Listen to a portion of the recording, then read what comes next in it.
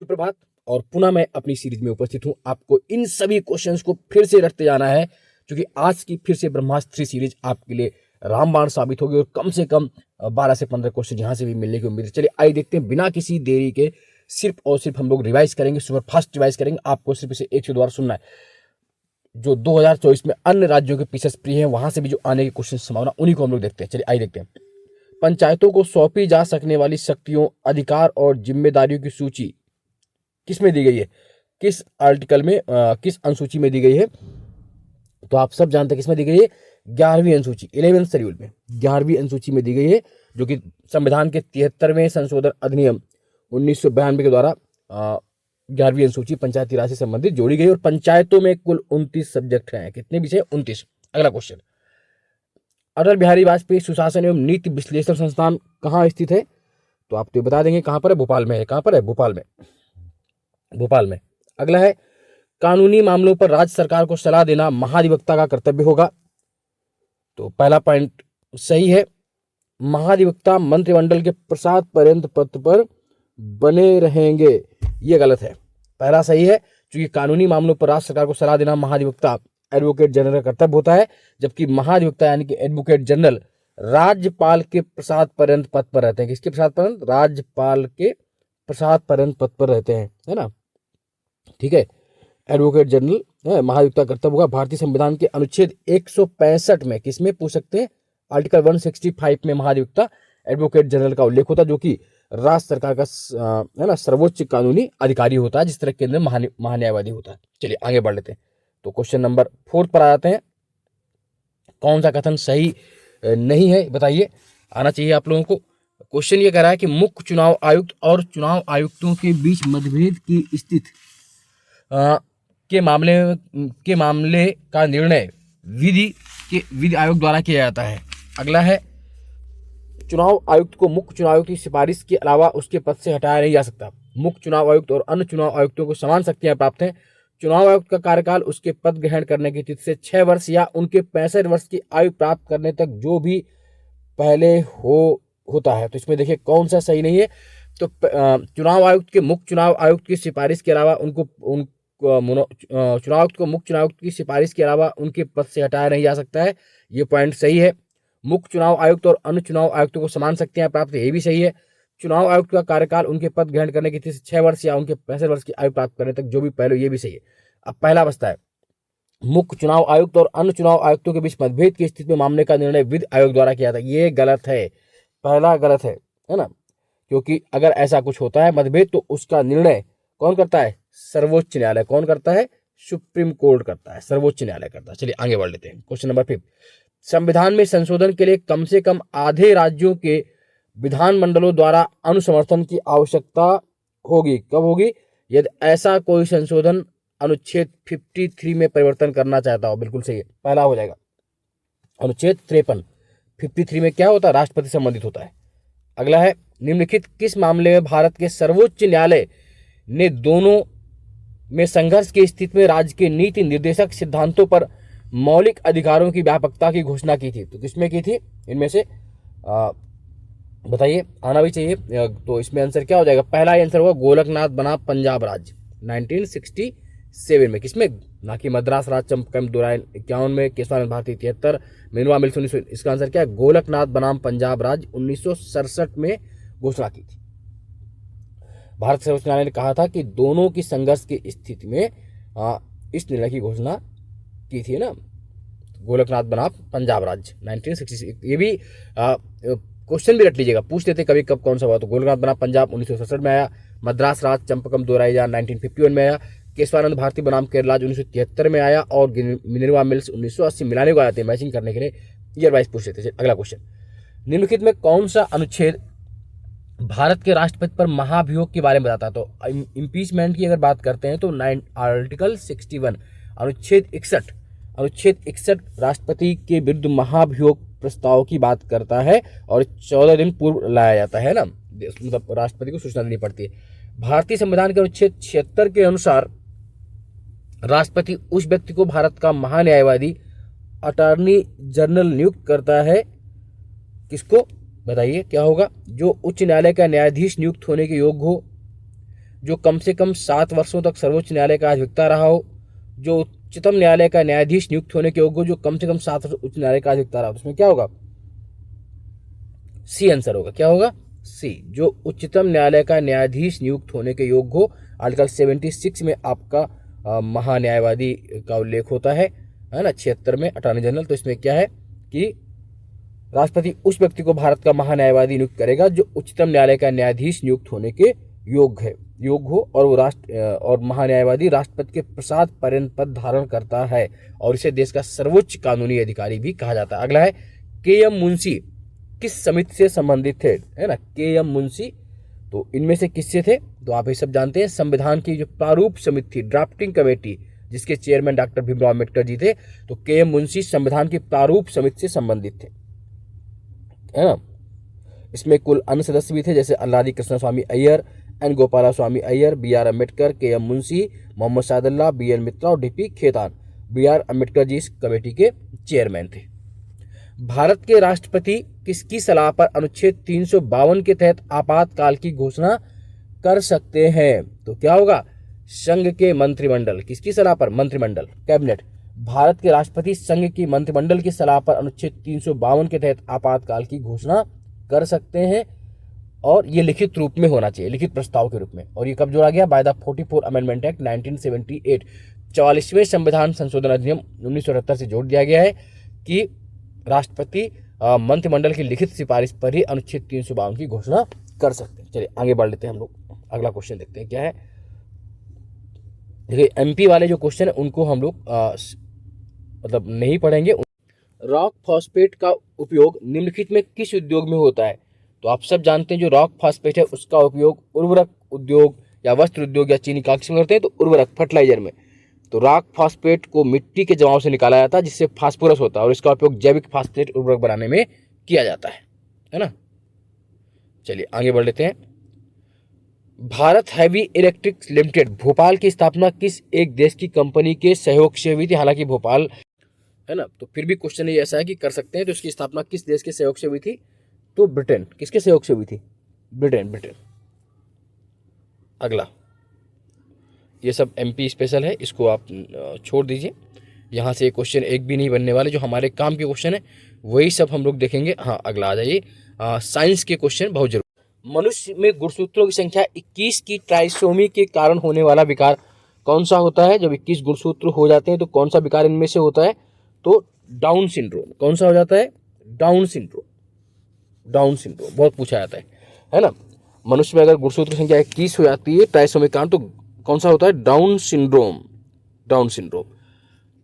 अगला है,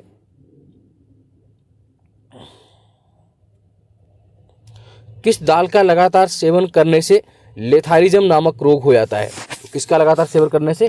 तो आप सब जानते हैं खेसारी दाल। किसे? खेसारी दाल का लगातार सेवन करने से लेथारिज्म नामक रोग हो जाता है। खेसारी दाल को गरीबों की थाली भी कहा जाता है। इसके दुष्प्रभाव को देखते हुए भारत सरकार ने सन 1961 में इस पर पाबंदी लगा दी थी, क्योंकि इसके सेवन से न्यूरोलॉजिकल विकार अर्थात लेथराइज्म नामक रोग हो जाता है। ठीक है, अगला पढ़ लेते हैं। ओजोन परत की मोटाई को नापा जाता है, किसमें नापते हैं? तो आप सब जानते हैं डाप्सन इकाई में। किसमें नापते हैं? डाप्सन इकाई में। ओजोन परत की मोटाई को डाप्सन इकाई में नापा जाता है, और ओजोन परत 18 से 30 किमी की ऊंचाई पर समताप मंडल में मौजूद है। ओजोन मंडल पराबैंगनी विकिरण के विरुद्ध एक सुरक्षा कवच के रूप में कार्य करती है। अगला है, मनुष्य शरीर में ग्रीवा कोशिकाओं की संख्या होती है, कितनी होती है? तो मनुष्य शरीर में ग्रीवा कोशिकाओं की संख्या 7 होती है। कितनी होती है? 7। गर्दन में C1 से लेकर C7 तक 7 ग्रीवा कोशिकाएं उपस्थित होती हैं। सिर के भार को इन ग्रीवा कोशिकाओं द्वारा सहारा दिया जाता है। तो कितनी होती है? 7 होती है, याद रखिएगा, है ना? पूछ सकते हैं आपसे, बहुत है ना, ये इंपॉर्टेंट क्वेश्चन है। इस तरह के क्वेश्चन आपके लिए बहुत काम के होते हैं, जो कि ग्रीवा कोशिका या इस तरह वाला क्वेश्चन आप कभी भी करेंगे तो काम में आएगा। चलिए आगे बढ़ लेते हैं, अगला क्वेश्चन देख लेते हैं। हालांकि ये क्वेश्चन तो आपको आना भी चाहिए, वैसे भी पढ़ा होगा आपने। मंगल ग्रह के लिए भारत का पहला अंतर्ग्रही मिशन किस वर्ष सफलतापूर्वक लॉन्च किया गया था? तो कब लॉन्च किया गया था? बहुत डीप क्वेश्चन भी है, पुराना क्वेश्चन पूछ लिया है। तो 2013 में मंगल ग्रह के लिए भारत का पहला अंतर्ग्रही मिशन 5 नवंबर 2013 को लॉन्च किया गया था। कब? 5 नवंबर 2013 को MOM इसे बोलते हैं। इस मिशन को MOM नाम दिया गया था, है ना, मार्स ऑर्बिट मिशन। और ये 23 सितंबर 2014 को सफलतापूर्वक प्रवेश कर गया था मंगल की कक्षा में। चलिए अगला बढ़ते हैं। वर्ष 2017 में इसरो के किस सैटेलाइट लॉन्च व्हीकल के द्वारा एक ही फ्लाइट में 104 सैटेलाइट सफलतापूर्वक लॉन्च किए गए थे? बहुत महत्वपूर्ण क्वेश्चन है, बार बार बनता है, तो बताइए किसके माध्यम से? तो इसका आंसर है D, PSLV C-37। PSLV C-37 वर्ष 2017 में इसरो के PSLV C-37 satellite launch vehicle के द्वारा 104 सैटेलाइट सफलतापूर्वक लॉन्च किए गए थे, है ना। ये क्वेश्चन भी पूछ सकते हैं। चलिए आगे बढ़ लेते हैं। चलिए अब एक जलीय पारिस्थितिकी तंत्र के तालाब में निम्नलिखित में किस घटक का प्रतिनिधित्व कवकों, जीवाणुओं एवं प्लेजलेट्स के द्वारा किया जाता है? तो बताइए, ये तो क्वेश्चन एनवायरमेंट का है, आप बता सकते हैं। तो क्या होगा? कौन से होते हैं कवक, जीवाणु और ये क्या होते हैं ये सब? तो ये होते हैं स्वपोषी घटक। क्या हो जाएगा पहला आंसर? स्वपोषी घटक। एक जलीय पारिस्थितिकी तंत्र में तालाब में स्वपोषी घटक का प्रतिनिधित्व कौन करते हैं? कवक, जीवाणु और प्लेटलेट के द्वारा किया जाता है। चलिए अगला है, भारत सरकार ने जल प्रदूषण निवारण एवं नियंत्रण अधिनियम कब पारित किया था? बहुत महत्वपूर्ण क्वेश्चन, बार बार पूछा जाता है, आपको आना चाहिए। 1974 में भारत सरकार ने जल प्रदूषण निवारण एवं नियंत्रण अधिनियम वर्ष 1974 में पारित किया था और इस अधिनियम को वर्ष 1988 में संशोधित भी किया गया था। ये क्वेश्चन भी पूछ सकते हैं, कब संशोधित किया गया, तो कब बदला गया, तो आप इस बात को भी बता देंगे, क्योंकि ये कभी कभी ऐसा होता है ना कि क्वेश्चन बार बार वही पूछ लिया तो फिर आप थोड़ा सा दिक्कत हो जाती है। ठीक है, चलिए आगे बढ़ लेते हैं। अगला क्वेश्चन है, SDG इंडिया इंडेक्स। हालांकि 18 पूछा, उससे मतलब नहीं, हमें जो क्वेश्चन से मतलब है कि SDG 1 और SDG 2 और SDG 9 क्या दर्शाते हैं। मतलब 1 जो SDG के 17 पॉइंट है उसमें SDG 1 का मतलब क्या है, SDG 2 का मतलब क्या और SDG 9 का मतलब क्या है, बता दीजिए। कितने लोग इसमें वैसे आना चाहिए आप सबको। ये तो क्वेश्चन बहुत मतलब बार बार क्वेश्चन आने वाला ऐसा क्वेश्चन है जिसको आपको कर भी लेना चाहिए। तो बताइए क्या होना चाहिए इसमें SDG वाले में, कितने लोग इस क्वेश्चन को करने में है, और जल्दी बताइए, नहीं तो फिर आगे हम लोग अगला क्वेश्चन फिर कर लेते हैं। और ये आ भी जाना चाहिए, वैसे इतना टफ क्वेश्चन नहीं है कि जितनी देर आपको लगा। चलिए कोई बात नहीं, गरीबी भुखमरी आप जानते हैं तो वैसे कर लेंगे। तो इसका आंसर ही हो जाएगा ए हो जाएगा। SDG 1 आप जानते हैं पॉवर्टी से, ऐसे याद कर लीजिए, गरीबी, भुखमरी, स्वास्थ्य, शिक्षा। तो पहला किससे? गरीबी से। फिर भुखमरी, 2 क्या दिया है? भुखमरी। तो अपने आप 1-2 मिल गए, अब नवा बचा है तो नवाचार हो जाएगा, उद्योग।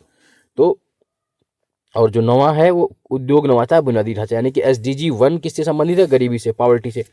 और SDG 2 हंगर, भुखमरी से है। और SDG 9 उद्योग, नवाचार और बुनियादी ढांचे को। ठीक है, चलिए आगे बढ़ लेते हैं।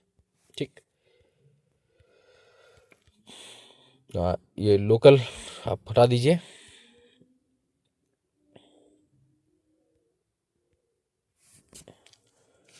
अब एक आध क्वेश्चन हम लोग हिस्ट्री वाले देखते हैं। कुमारगुप्त और बंधु बर्मन के दसपुर अभिलेख के संबंध में कौन सा कथन गलत है? कौन सा कथन गलत है, बताइए कौन सा कथन गलत है? इस अभिलेख में रेशम बुनकरों की श्रेणी द्वारा सूर्य मंदिर के निर्माण का उल्लेख है। ये भारत में विज्ञान परंपरा का प्राचीनतम उदाहरण है। इस अभिलेख में दसपुर को पश्चिम पूर्व भी कहा गया है। दसपुर को पश्चिम पूर्व भी कहा गया है। और लास्ट है, इस अभिलेख की रचना भौभूति ने की थी। किसने की थी? भौभूति ने। तो इसका आंसर कौन सा गलत है? डी गलत है। कौन सा गलत है? भौभूति ने इसकी रचना नहीं की थी, यही गलत है। क्योंकि कुमारगुप्त और बंधु बर्मन के संबंध में सभी सही है, क्योंकि इसकी रचना भौभूति ने नहीं बल्कि वासुल ने की।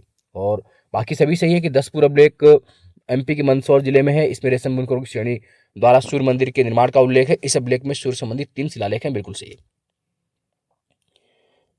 अगला है, यशोधर्मन के सौंदनी अभिलेख के रचयिता कौन थे? यशोधर्मन के सौंदनी अभिलेख के रचयिता कौन थे? तो आप सब जानते हैं कौन थे? वासुल कवि, अभी बताया, वासुल कवि। ठीक है, सौंदर्य सौंदनी अभिलेख एमपी के मंदसौर जिले में स्थित है और यशोधर्मन ने 528 ईस्वी पूर्व में यहाँ अखंड स्तंभ बनाया था जिन पर फूलों से संबंधित विजय का उल्लेख है। और इसकी जो रचयिता है वो कवि वासुल है, कवि वासुल है, याद रखिएगा। चलिए अगला देख लेते हैं, ये लोकल है, छोड़ दीजिए। हाँ, एक क्वेश्चन और बहुत महत्वपूर्ण है, नर्मदा नदी का साहित्यिक संदर्भ सर्वप्रथम कहाँ मिलता है? नर्मदा नदी का साहित्यिक संदर्भ सर्वप्रथम कहाँ मिलता है? ये क्वेश्चन तो आप इतिहास के हिसाब से कर सकते हैं, बताइए, पढ़ा भी होगा बहुत से लोगों ने। चलिए आइए देख लेते हैं इसका आंसर क्या होगा। नर्मदा नदी का सर्वप्रथम साहित्यिक विवरण कहाँ मिलता है? तो शतपथ ब्राह्मण में। कहाँ मिलता है? शतपथ ब्राह्मण में, शतपथ ब्राह्मण में, शतपथ ब्राह्मण में इसका उल्लेख। अगला है, किस ताम्र पाषाणी स्थल को बारहमीर का जन्म स्थल भी कहा जाता है? तो कहाँ? कायथा, कायथा, ताम्र पाषाण युगीन कायथा स्थल को बारहमीर का जन्म स्थल भी कहा जाता है। बारहवीं 6वीं शताब्दी के खगोल शास्त्री थे, है ना। चलिए आगे बढ़ लेते हैं, तो ये तो लोकल है, हाँ ये कर लीजिए। निम्नलिखित में कौन से दो राज्यों में देश के कुल कोयला निक्षेप का 50% से अधिक प्राप्त होता है? तो कौन से दो ऐसे राज्य हो जाएंगे? झारखंड, एमपी, उड़ीसा, छत्तीसगढ़। तो इसमें से आप छांट लीजिए, तो आपको मिल जाएंगे आंसर में कौन सा मिल जाएगा। दो अगर जोड़ लें तो झारखंड और उड़ीसा। तो कहाँ कहाँ मिल रहे हैं आपको? झारखंड और उड़ीसा, यानी कि 1 और 3। 1 और 3 आंसर कहाँ मिल रहा है आपको? बी में। तो इसका आंसर क्या हो जाएगा? बी, बी हो जाएगा। 1 और 3 लगभग 50% जो निक्षेप है वो कहाँ पर है? झारखंड और उड़ीसा, झारखंड और उड़ीसा, है ना। तो 1 और 3, ठीक। अब आपको कुछ रिवर दिए हैं और ये रिवर्स आपको बतानी है कौन सी रिवर कहाँ से निकलती हैं। ओरिजिन पूछा गया है, आप आसानी से इसको कर पाएंगे, तो मिला लीजिए। पहली है कावेरी, कावेरी का ओरिजिन आप कहाँ से बताएंगे? ब्रह्मगिरी पहाड़ियों से होता है। साबरमती आपका मेवाड़ पहाड़ियाँ, ताप्ती सतपुड़ा श्रेणी और दामोदर छुरानागपुर पठार। यानी कि देखिए 1 और 2 कहाँ पर है? यानी कि सी ही इसका आंसर है। ये देख लीजिए, फिर सुन लीजिए। जो कावेरी का ओरिजिन है ब्रह्मगिरी पहाड़ियों से, साबरमती का मेवाड़ पहाड़ियों से, ताप्ती का सतपुड़ा श्रेणी से, दामोदर नदी का छुरानागपुर पठार से इसका ओरिजिन होता है। नेक्स्ट है, वर्ष 2021 में कौन सा चक्रवात भारत के पश्चिमी तट पर आया था? ये तो हालांकि ऐसा क्वेश्चन है जो करंट टाइप में क्वेश्चन था और इसके इतना महत्वपूर्ण नहीं है, तो इसीलिए इसको आंसर चाहे तो आप कर लीजिए, चाहे तो इसका आंसर तोकते खर हो जाएगा। अगला है, जनगणना 2011 के अनुसार भारत के निम्नलिखित राज्यों में किसका जनसंख्या घनत्व सबसे कम रहा है? तो सबसे कम घनत्व आपको जानते हैं किसका रहा है? अरुणाचल प्रदेश का रहा है। अरुणाचल प्रदेश का कितना रहा है? 17 था मात्र, है ना। सर्वाधिक दिल्ली का था 1106। और ये कुछ चोटियां दी गई हैं, इनको आपको ऊंचाई के आधार पर मिलाना है, तो मिला लेते हैं। आइए देख लेते हैं, और इसका आंसर भी पहला ही मिल जाएगा। क्या हो जाएगा? सबसे पहले अनाईमुडी, अनाईमुडी आप जानते हैं 2695 मीटर है। कितनी है? 2695 मीटर है, 2695 मीटर ऊंची अनाईमुडी हो गई। उसके बाद आप कर लीजिए गुरु शिखर नंबर 2 पर। गुरु शिखर आप जानते हैं 1722 मीटर ऊंची है, गुरु शिखर 1722 मीटर। और उसके बाद आप देख लीजिए महेंद्रगिरी 1501 मीटर ऊंची है, 1501 महेंद्रगिरी हो जाएगा। और लास्ट में पचमढ़ी सबसे छोटी है हाइट में, तो 1067 मीटर, है ना। तो ये आप सबसे पहले क्या, अनाईमुडी, अनाईमुडी के बाद गुरु शिखर, फिर महेंद्रगिरी, फिर पचमढ़ी। अनाईमुडी की हाइट 2695 मीटर, तो ये आपका हो गया। नेक्स्ट आप देख लीजिए कौन सा सही नहीं है, तो ये भी जल्दी से ही कर लेते हैं, स्पीड इतना है ना। एल नीनो के संदर्भ में कौन सा कथन सही नहीं? एल नीनो एक समुद्री जलधारा जो पेरू के तट का प्रकट होती है, ये सही है। एल नीनो भारतीय मानसून कमजोर करती है, ये भी सही है। एल नीनो घटना प्रतिवर्ष घटित होती है, ये सी गलत है, प्रतिवर्ष नहीं, है ना। बाकी सही है, लादिना मजबूत करती है, तो सी गलत है, प्रतिवर्ष घटित नहीं होती है। अगला है, कौन सा राज्य बॉक्साइट का सबसे बड़ा भंडार रखता है इनमें से? तो बॉक्साइट का सबसे बड़ा भंडार कौन सा राज्य रखता है भारत में? बता दीजिए। तो बहुत सिंपल क्वेश्चन है, आना भी चाहिए। आंध्रा, ओडिशा, झारखंड, गुजरात। बॉक्साइट, तो बॉक्साइट का सर्वाधिक भंडार किसके पास है? आंध्रा। किसके पास है? आंध्र प्रदेश। कौन सी सबसे लंबी नदी इनमें से? कावेरी, ताप्ती, नर्मदा, सोन। बताइए, तो सबसे लंबी नदी इनमें से कौन सी? कावेरी, ताप्ती, नर्मदा, सोन। तो नर्मदा कौन सी होनी चाहिए? नर्मदा। नर्मदा लगभग 1312 है बाकी, और ये इनमें से शायद छोटी नदियां हैं। अगर आप देखेंगे तो सबसे लंबी नदी यही आएगी, अगर आप इसकी लंबाई के हिसाब से भी चलेंगे तो भी, है ना। ठीक है। सबसे लंबी नदी पूछी इन्होंने, कावेरी, नर्मदा, ताप्ती, ये और कौन सी है एक, तो इसमें आएगा आपका नर्मदा, क्योंकि नर्मदा कितनी 1312 किलोमीटर, 1312 किलोमीटर लंबी है। ठीक है। कौन सा राज्य भारत का सबसे अधिक चावल उत्पादक राज्य था 2021-22 में?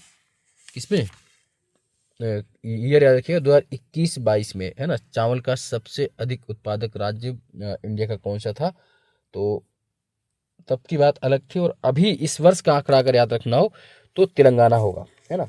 उस वक्त जब क्वेश्चन आया था तब बंगाल था, बट अभी क्या हो गया है, 22-23 यानी कि जो 23-24 के आंकड़े हैं उसके हिसाब से तेलंगाना है, पहले बंगाल था, बट अभी अगर आप करंट में करेंगे तो 23-24 में कौन हो गया, तेलंगाना। जब क्वेश्चन था तब पश्चिम बंगाल था, बट अभी क्या है, तेलंगाना कर देंगे। चलिए आगे बढ़ लेते हैं। भारत के लोकपाल के रूप में किसे नियुक्त किया गया अभी हाल ही में 2024 में? ये क्वेश्चन आपका करंट के लिए है, तो आप इसको कर भी पाएंगे और जानते भी हैं कौन नियुक्त हुए अभी हाल ही में, बताइए। तो इसमें दिए गए हैं श्री न्यायमूर्ति अजय माणिकराव खानविलकर, यही है ना।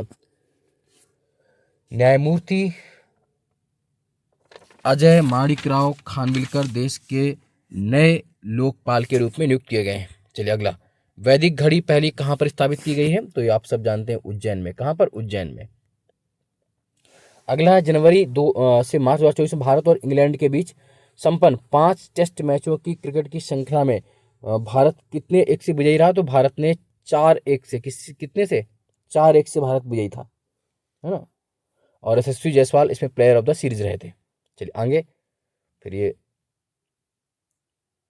वर्ष 2024 में भारत के राष्ट्रपति द्वारा निम्नलिखित में से किसे राज्यसभा के 12वें सदस्य के रूप में मनोनीत किया गया था?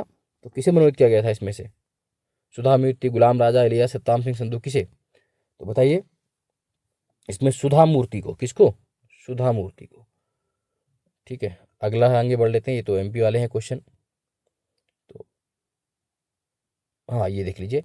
सांख्यिकी में 2023 के अंतर्राष्ट्रीय पुरस्कार, जिसे गणित के नोबेल पुरस्कार के बराबर भी माना जाता है, उसके प्राप्तकर्ता का नाम क्या था इनमें से? बताइए क्या था इनमें से नाम? तो डेविड आर क्राक्स कौन है इसमें? तो आप सब जानते हैं इसमें कलिम्पटी राधाकृष्ण राव, के आर राव, है ना। तो इन्हें 2023 का गणित के नोबेल पुरस्कार के समान मानते हैं। इस पुरस्कार को कलिम्पटी राधाकृष्ण राव को दिया गया। चलिए आगे बढ़ लेते हैं। वर्ष 2024 में FIDE कैंडिडेट्स टूर्नामेंट जीतने वाले सबसे कम उम्र के खिलाड़ी कौन बने थे? तो डी गुकेश, और इन्होंने अभी हाल ही में भी एक कमाल किया था, डी गुकेश। चलिए आगे बढ़ लेते हैं। ये तो सब MP स्पेशल है। हाँ एक ये और देख लीजिए, क्योंकि कभी कभी पूछ लेते हैं तो आपके लिए ऐसा क्वेश्चन रहता है। नीति आयोग की SDG इंडिया इंडेक्स 2020 के अनुसार सूचकांक स्कोर रेंज के आधार पर सतत विकास लक्ष्यों को राज्यों के प्रदर्शन के आधार पर विभिन्न श्रेणियों में कैसे परिभाषित करते हैं? तो कैसे परिभाषित करते हैं तो बताइए। इसमें से पूछा गया है कि कौन सा किसमें शामिल होगा। तो आकांक्षी कौन सा है, प्रदर्शक कौन सा है, अचीवर कौन सा है, और अग्रणी कौन सा है? ये सब क्वेश्चंस बहुत महत्वपूर्ण इसलिए भी हैं कि वैसे भी आपसे पूछ सकते हैं। तो बताइए किस श्रेणी में इसको शामिल करेंगे? कौन सा आकांक्षी होता है, कौन सा अचीवर होता है? तो देखिए अचीवर तो इस बार कोई है भी नहीं, है ना, तो यही होगा। देखिए आकांक्षी 0 से 49, प्रदर्शक 50 से 64, अग्रणी 65 से 99, अचीवर 100। तो बी वाला इसका सही आंसर हो जाएगा। चलिए आगे बढ़ लेते हैं। उसके बाद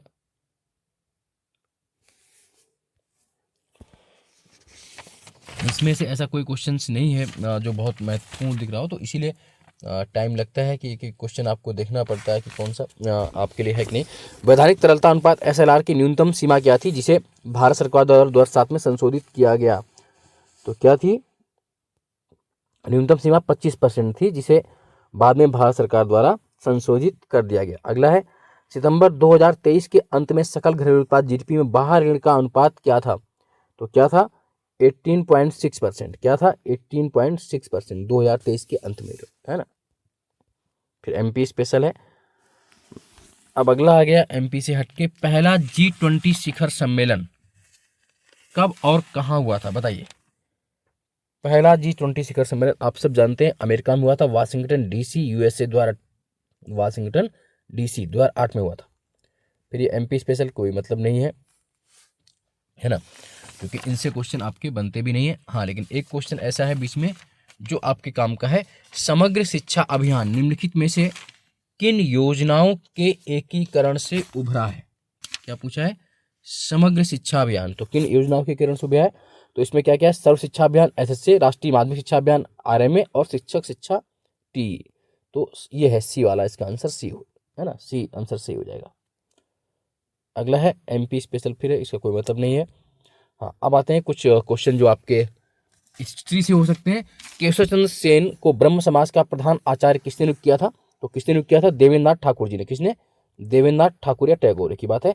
गांधी जी ने किस आंदोलन के समय वेल्स के राजकुमार का बहिष्कार करने का आह्वान किया था? तो किस आंदोलन के समय? असहयोग आंदोलन। किसके समय? असहयोग आंदोलन के समय बहिष्कार करने का निर्णय लिया था 1921 को। मौर्यकालीन प्रशासनिक व्यवस्था में प्रदेष्टा किस विभाग से संबंधित था? तो प्रदेष्टा आपका न्याय विभाग से संबंधित। किससे संबंधित था? न्याय विभाग से। बी आंसर, न्याय विभाग से। अगला है के.एम. पडिक्कर को ने किसके लिए कहा था कि आधुनिक भारत के सर्वप्रथम कूटनीतिज्ञ थे? तो किसके लिए कहा था? दादा भाई नेहरू के। किसके लिए कहा था? दादा भाई नेहरू के लिए। बंगला भाषा में रचित ऐतिहासिक उपन्यास दुर्गेश नंदिनी के लेखक का नाम क्या है? तो दुर्गेश नंदिनी के लेखक का नाम आप सब जानते हैं क्या है? बंकिम चंद्र चटर्जी। बंकिम चंद्र चटर्जी। नेक्स्ट है, किस वेद में सभा समिति को पृथक संस्थाओं के रूप में घोषित किया गया है? तो अथर्ववेद। किसमें? अथर्ववेद में। अथर्ववेद में, है ना, अथर्ववेद में घोषित किया गया है। सभा समिति को प्रजापति की 2 पुत्रियां बताया गया है। क्षत्रिय वर्णों में उपनयन संस्कार में किस मंत्र के संपादन का प्रावधान था? तो किस मंत्र का जो उपनयन? तो गायत्री मंत्र। किसका? गायत्री मंत्र। गायत्री मंत्र, है ना, यज्ञोपवीत होने से गायत्री मंत्र। निम्नलिखित में कौन अगला क्वेश्चन है, गुहा मंदिरों में सुप्रसिद्ध कैलाश मंदिर कहाँ पर है? तो एलोरा गुफा में। कैलाश मंदिर कहाँ पर है? आप सब जानते हैं कैलाश मंदिर कहाँ पर है? तो एलोरा में है। अगला है, निम्नलिखित में कौन सा वेद सबसे अधिक प्राचीन है? तो आप सब जानते हैं ऋग्वेद सर्वाधिक प्राचीन वेद है इनमें से, है ना, ऋग्वेद सबसे प्राचीन वेद कौन सा हो गया? ऋग्वेद। नेक्स्ट है, अष्टांग योग के अंतर्गत किसे अंतरंग साधना भी कहा जाता है? तो किसे अंतरंग साधना मानते हैं? धारणा को। किसे? धारणा को। अष्टांग योग में इस योग में 5 रंग और बाकी शेष 3 रंग होते हैं। तो 5 रंग जो शुरुआत अंतरंग साधना होते हैं, धारणा 5 अंग होते हैं, यम नियम आसन प्राणायाम प्रत्याहार, धारण, और शेष 3 अंग धारणा ध्यान समाधि को अंतरंग नाम से जानते हैं। कुल मिला के 8 होते हैं, यम नियम आसन प्राणायाम प्रत्याहार ध्यान धारणा समाधि। तो जो शुरुआत के 5 हैं, यम नियम आसन प्राणायाम तथा प्रत्याहार, इनको 5 अंग कहते हैं। शेष 3 जो बचते हैं उन्हें अंतरंग कहते हैं। तो धारणा ध्यान समाधि, धारणा ध्यान समाधि तीनों अंतरंग होते हैं। धारणा ध्यान समाधि मतलब धारणा ध्यान और समाधि। चलिए आगे बढ़ लेते हैं।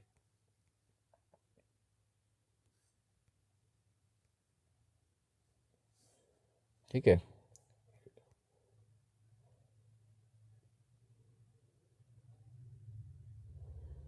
है ना, लोकल जितने भी क्वेश्चन है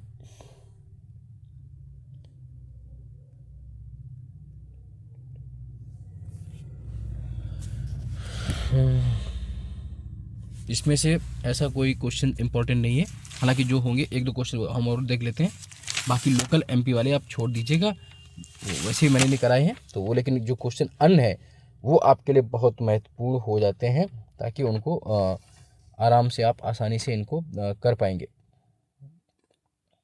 ठीक है, गुकेश वाला काम क्वेश्चन अभी नहीं है इसमें से, ये वाला जरूर पढ़ लीजिए। ट्विटर के संस्थापक कौन है? क्योंकि ट्विटर आप लोग हमेशा करते रहते हैं ट्वीट। तो जैक डोरसी। कौन है? Jack Dorsey. Jack e governance के 4 स्तंभ आपसे पूछते नहीं, फिर भी लोक प्रक्रिया प्रौद्योगिकी संसाधन, है ना, और तो ये कोई मतलब का नहीं है। ठीक है, तो अब आगे बढ़ लेते हैं अगले। तो अगला क्वेश्चन देखते हैं, वह स्थान जहां विक्रम लैंडर ने चंद्रमा को छुआ था उसे क्या नाम दिया गया है? तो उसे शिव शक्ति नाम दिया। क्या नाम दिया गया? शिव शक्ति। वर्तमान में नारी शक्ति वंदन विधेयक किस संशोधन द्वारा पारित हुआ है? तो 128वें संविधान संशोधन द्वारा पारित हुआ है और 106वां जाके अधिनियम बना। तो किस संशोधन द्वारा? 128वें। निम्न में से किस राज्य ने 2023 में जाति आधारित जनगणना कराई थी पहली बार? तो बिहार ने, है ना। बिहार के बाद फिर आंध्रा हो गया, फिर तेलंगाना, 2 और बढ़ गए। बिहार के बाद कौन था? आंध्रा, फिर उसके बाद तेलंगाना, तो तीसरा तेलंगाना भी हो गया। तो पहला कौन था? बिहार। अगला है आपका, एशियन गेम्स 2023 कहाँ आयोजित हुए थे? तो हांगझाओ में। कहाँ पर हुए थे? हांगझाओ में। वर्ष 2023 के लिए दादा साहब फाल्के से मिला था वहीदा रहमान को, जबकि 24 के लिए दिया गया है अभी हाल ही में दादा साहब फाल्के किसे दिया गया है? आप सब जानते हैं, बहुत मतलब उस एज में सबके स्टार हुआ करते थे, और बंगाल से मिथुन दा को किसे मिला है? मिथुन चक्रवर्ती को।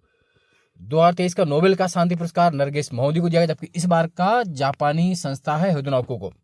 नवा सोवा बंदरगाह कहाँ है? मुंबई में। ब्रिक्स के जो पूर्णकालिक सदस्य में कौन शामिल नहीं किया गया था जनवरी 2024 में? तो अर्जेंटीना शामिल किया गया, मिस्र, ईरान, जापान को शामिल नहीं किया गया है। अगला है, ये तो लोकल है वहाँ के। और अगला देख लेते हैं जो बहुत महत्वपूर्ण क्वेश्चन हमारे लिए, आप रटते रहिए, बार बार इनको सुनते रहेंगे तो, है ना। वर्ष 2023 के जो राष्ट्रीय खेल हुए थे वो कहाँ पर हुए थे? राष्ट्रीय खेल गोवा में हुए थे। कहाँ पर? गोवा में। गोवा पे पूछ लेते हैं ना आपसे इस तरह क्वेश्चन, तो ये जरूरी है ना। अगला है जो इंपॉर्टेंट और क्वेश्चन इसमें हो सकता है, खाद्य श्रृंखला में शाकाहारी क्या होते हैं? प्राथमिक उपभोक्ता होते हैं। मलेरिया की प्रसिद्ध दवा कुनैन को किससे प्राप्त किया जाता है? तो सिनकोना की छाल से। किससे? सिनकोना की छाल से। निम्नलिखित में कौन सा रेडियोधर्मी पदार्थ उत्सर्जित नहीं करता है? तो इलेक्ट्रॉन, गामा, हीलियम करते हैं, प्रोटॉन्स नहीं करता। निम्न से किस औषधि का उपयोग अपच के उपचार के लिए होता है? तो एंटासिड। एक क्षण की तापी चालकता निर्भर करती है किस पर? अनुप्रस्थ काट का क्षेत्रफल पर निर्भर करती है। OMR से अभिप्राय क्या है? Optical mark reader. किसी प्रोग्राम में बग ढूंढने की प्रक्रिया कराती है? डीबगिंग। कंप्यूटर में एक बराबर होता है किसके? 1024 बाइट के, है ना। 1 के भी 1024 बाइट के। किस वेद में सभा और समिति को 2 प्रजापति की बेटियां कहा गया? अथर्ववेद में। कौन सा मगध राज्य की प्रथम राजधानी थी? राजगृह। विटामिन ई का वास्तविक नाम क्या है? रासायनिक नाम क्या है? तो टोकोफेरॉल। विटामिन ई का रासायनिक नाम टोकोफेरॉल।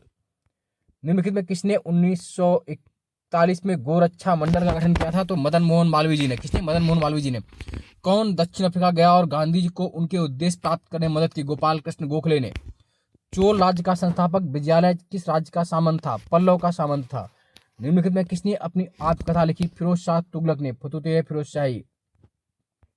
लॉर्ड माउंटबेटन द्वारा सत्ता हस्तांतरण के लिए 15 अगस्त 1947 का दिन क्यों चुना गया था? क्योंकि ये द्वितीय विश्व युद्ध में मित्र राष्ट्रों की जापान पर विजय की दूसरी वर्षगांठ थी, इसीलिए। एकवर्थ समिति का संबंध किससे था? रेलवे से। निम्नलिखित में किसने भारतीय राष्ट्रीय कांग्रेस के वार्षिक अधिवेशन को शिक्षित भारतीयों का मेला कहा था? लाला लाजपत राय। भारतीय संविधान के किस अनुच्छेद के अंतर्गत भारत के राष्ट्रपति के निर्वाचन के लिए अर्हताएं निर्धारित हैं? आर्टिकल 58 अनुच्छेद 58 में। भारतीय राजनीतिक व्यवस्था कौन सा कालखंड एकल दलीय प्रभुत्व व्यवस्था के रूप में विशेषीकृत है? 1947 से 67, 1947 से 67, एकल दलीय प्रभुत्व व्यवस्था। किस वाद में सर्वोच्च न्यायालय ने संविधान की आधारभूत संरचना बेस स्ट्रक्चर के सिद्धांत का प्रतिपादन किया? केशवानंद भारतीवाद। निम्न से कौन सी महिला भारतीय संविधान सभा की सदस्य थी? तो Ammu Swaminathan. The Indian constitution cornerstone of a nation पुस्तक लेखक कौन है? Granville Austin. कौन सा आर्टिकल अनुच्छेद संविधान संशोधन की प्रक्रिया की विवेचना करता? अनुच्छेद 368, आर्टिकल 368। कौन सा अनुच्छेद पंचायतों की वित्तीय स्थिति के पुनर्विलोकन हेतु वित्त आयोग का गठन करता है, प्रावधान करता है राज्यों में? तो 243 झा जे होता, 243 झा। भारतीय संविधान के किस आर्टिकल में निजता के अधिकार, राइट टू प्राइवेसी के अधिकार की परिकल्पना की गई? अनुच्छेद 21। कौन सा संविधान सभा का संवैधानिक सलाहकार था? BN राव, बेनेगल नरसिंह राव। भारतीय संविधान की कौन सी अनुसूची केंद्र और राज्यों के बीच विधायी शक्तियों के वितरण का विवेचन करती है? तो विधायी शक्तियां किसमें है? 7वीं अनुसूची। भारत द्वारा आयोजित G20 सम्मेलन 2023 में किन देशों समूह को मेंबर बनाया गया था? तो अफ्रीकी यूनियन को G20 का मेंबर बनाया गया था नई दिल्ली में। बहुआयामी निर्धनता सूचकांक MPI, multi dimensional poverty index में कौन सा एक सम्मिलित नहीं है? स्वास्थ्य सम्मिलित है, शिक्षा, जीवन स्तर, प्रति व्यक्ति आय, पर कैपिटा इनकम सम्मिलित नहीं है। भारत सरकार ने जल जीवन मिशन के अंतर्गत कौन सा कार्यक्रम चलाया रहा? हर घर जल। सतत विकास लक्ष्य 2023 में कौन सा लक्ष्य 4 में है? तो शिक्षा। मैंने वैसे याद क्या है, आपको रटना क्या है? गरीबी, भुखमरी, स्वास्थ्य, शिक्षा। गरीबी नंबर 1 पे है, मतलब लक्ष्य 1 गरीबी, लक्ष्य 2 भुखमरी, लक्ष्य 3 स्वास्थ्य, लक्ष्य 4 शिक्षा, एजुकेशन लक्ष्य 4 में है। भारतीय संविधान की प्रस्तावना निम्नलिखित में किस दस्तावेज कानून पर आधारित है? उद्देश्य संकल्प, उद्देश्य का वाले पर। कर्क रेखा कहां से नहीं गुजरती है? छत्तीसगढ़ त्रिपुरा मिजोरम गुजरती है, मणिपुर से नहीं गुजरती है। आपको पता है कि कर्क रेखा भारत के 8 राज्यों में गुजरती है। कहां से? 8 राज्यों से। राजस्थान, गुजरात, एमपी, छत्तीसगढ़, झारखंड, पश्चिम बंगाल, त्रिपुरा और मिजोरम। बोकारो स्टील संयंत्र किसके सहयोग से बना था? तो बोकारो रूस के सहयोग से। निम्नलिखित में कौन सा आयोग में सही सुमेलित नहीं है? तो देख लीजिए, उत्तर पूर्वी रेल गोरखपुर सही है, NER north east railway Gorakhpur, पूर्वी रेल ईस्ट रेलवे कोलकाता, दक्षिणी पूर्वी मध्य रेल बिलासपुर में है, दक्षिणी पूर्वी रेल भुवनेश्वर में नहीं है। भारत में तो यही गलत है, डी वाला। भारत में सर्वाधिक जनसंख्या वृद्धि दर का दशक था, तो सर्वाधिक जनसंख्या वृद्धि दर हुई थी 1961 से 71, 1961 to 71। अहोम जनजाति भारत के किस राज्य से संबंधित है? तो अहोम जनजाति भारत के असम से। किससे? असम से संबंधित है। निम्नलिखित नदियों को पश्चिम से पूर्व के क्रम में व्यवस्थित करना है। पश्चिम से पूर्व, तो सोन, चंबल, केन, बेतवा, यानी कि ऐसे व्यवस्थित करना है आपको, वेस्ट टू ईस्ट। इधर वेस्ट है और इधर ईस्ट है। तो सबसे पहले पश्चिम में कौन सी आएगी? चंबल आ जाएगी। चंबल के बाद आप फिर बेतवा बढ़ेंगे, बेतवा हो जाएगी, चंबल, बेतवा, बेतवा के बाद आपका केन हो जाएगी, केन के बाद सोन हो जाएगी। सबसे पहले आपको पता है कि चंबल यमुना मिल जाती है इटावा औरैया में, है ना। उसके बाद बेतवा मिलती है हमीरपुर के पास, केन मिलती है गंगा में, केन मिलती है बांदा से पहले ही उसमें यमुना में, और सोन मिलती है गंगा में बिहार में। तो चंबल, बेतवा, केन, सोन पश्चिम से पूर्व की ओर क्रम हो गया। नेक्स्ट है, निम्नलिखित में कौन सा एक सही सुमेलित नहीं है? खान और माइंस और खान है, तो सोना कोलार सही है, कोयला झरिया सही, हीरा पन्ना सही, लॉएस गुंटूर सही नहीं है। गुंटूर आंध्रा, बट यहाँ लॉएस नहीं निकाला जाता, यही गलत है। 2011 की जनगणना के अनुसार भारत में किस राज्य में नगरीय जनसंख्या का प्रतिशत सर्वाधिक है? तो सबसे ज्यादा कहां पर? गोवा में है। सर्वाधिक नगरीकरण कहां पर है? गोवा में है। 2011 की जनगणना के अनुसार अधिकतम जनसंख्या वृद्धि दर कहां थी? मिजोरम, मेघालय, त्रिपुरा, नागालैंड। तो सर्वाधिक कहां थी? मेघालय में। कहां पर? मेघालय में। प्रधानमंत्री मुद्रा योजना का संबंध किससे? लघु व्यवसायिक इकाइयां।